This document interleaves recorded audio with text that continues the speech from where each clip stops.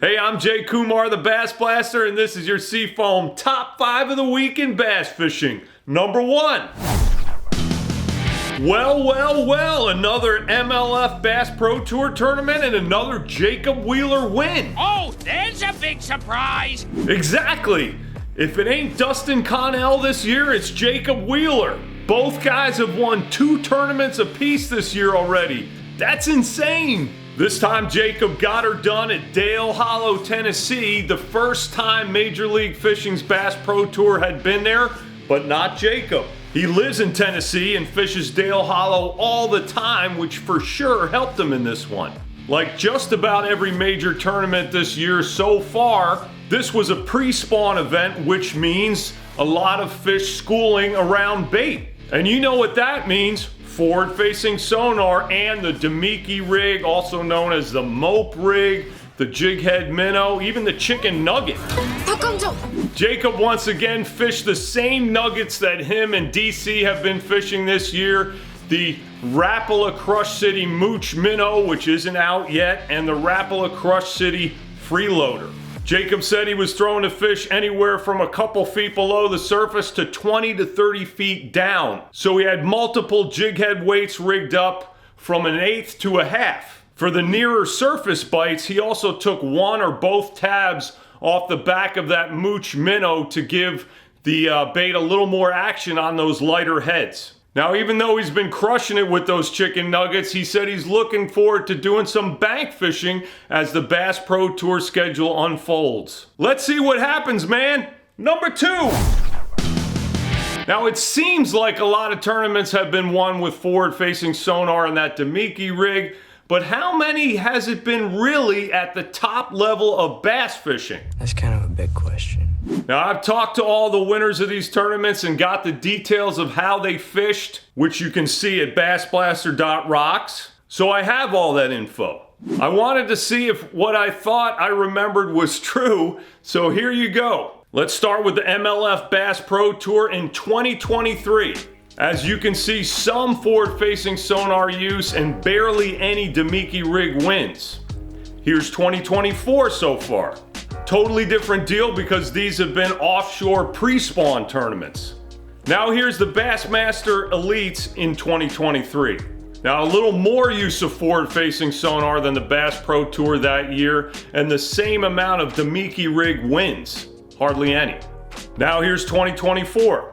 No surprise, basically just like the Major League Fishing Bass Pro Tour because all the fish have been in the same phase. So in 2023, about half the Bass Pro Tour and about 3/4 of the Bassmaster Elite Series winners used forward-facing sonar in their wins. Only 11% or one tournament on each trail used the Damiki rig in their wins. Now, I don't know about you, but that's way less than I thought I remembered. Now, here again is 2024 so far, side by side. Once again, these tournaments have been pre-spawn, which means offshore fishing for bass grouped up around big groups of bait fish. And of course, that is ideally suited to forward-facing sonar and the Damiki rig. Now, really, the most remarkable thing about all 8 top pro tournaments so far is that Jacob Wheeler made the Damiki rig work at Santee Cooper. He also used a jerkbait and a jig, but that was his main deal, the Damiki. And Santee is known as a big-time power fishing lake, or lakes. Anyhow, the conditions, including the fish phase and the schedule, always determine what the fish will eat, what will catch them. Duh, but you know what I mean.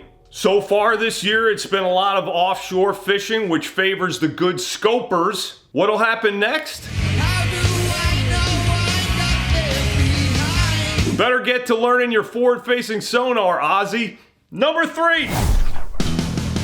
The Bassmaster Elite Series hit the Harris Chain in Florida last weekend, and the guy who came away with the blue trophy was Tennessee rookie John Garrett. He found a shallow shell bed in Lake Dora where he caught an early limit every day. Let's go, baby. Then he fished a deeper bar in a much clearer Lake Carlton where he caught his big fish. Oh, baby. Very few bites there, but they were big. That's about the size of that trophy it's gonna get me.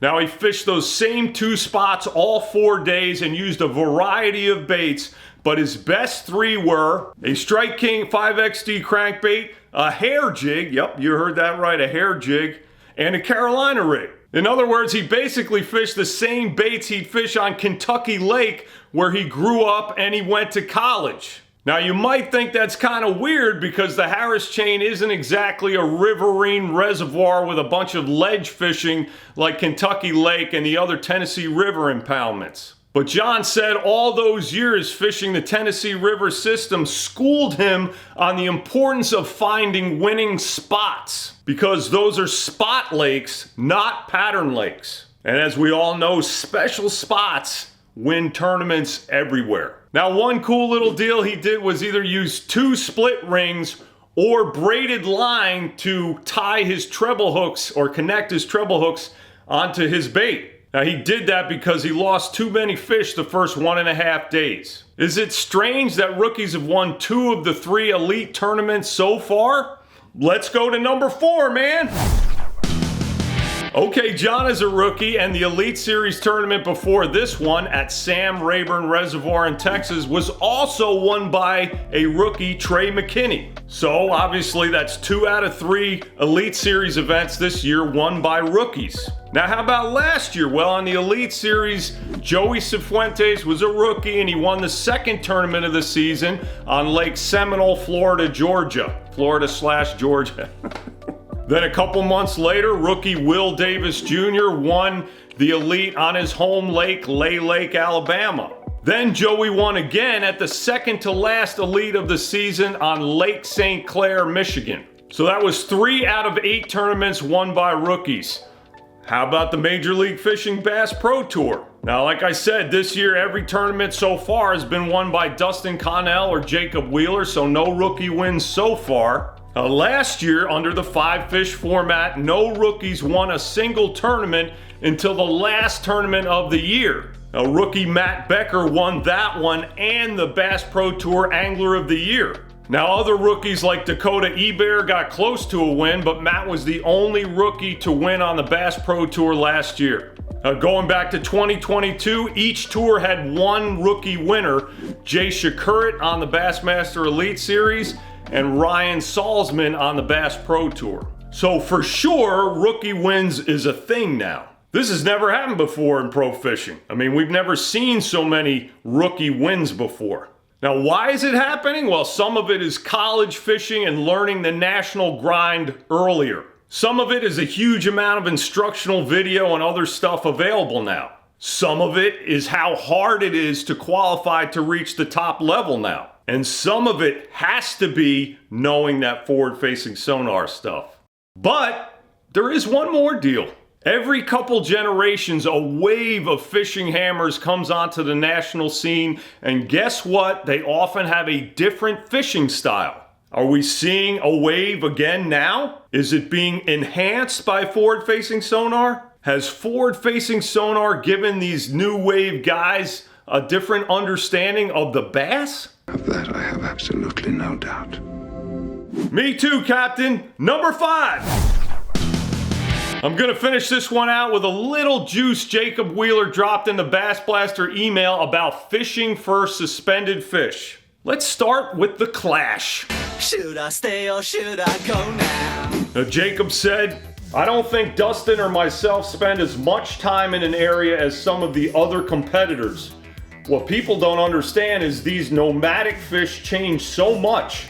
They're constantly leaving areas, filtering back in. Just because there's only a few fish doesn't mean you can write it off. You can't get locked in like this is factual and this area is guaranteed. I think that is the biggest difference. Those anglers that are the best, they're not afraid to chance it and go looking for that group of fish that just showed up. Okay, and then he said, there's a handful of anglers who process information at a faster rate.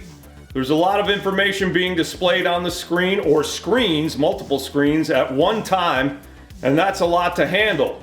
Making the perfect cast, knowing how to trigger the fish, there's a lot to all that. Sounds kind of like this. Jacob took fishing lessons in Indiana and data lessons from that guy. There's your juice. That's all I got for you this week. Thank you for watching. Thank you, Seafoam. Go to BassBlaster.com or .rocks to sign up for the big time juicy BassBlaster email. See you next week.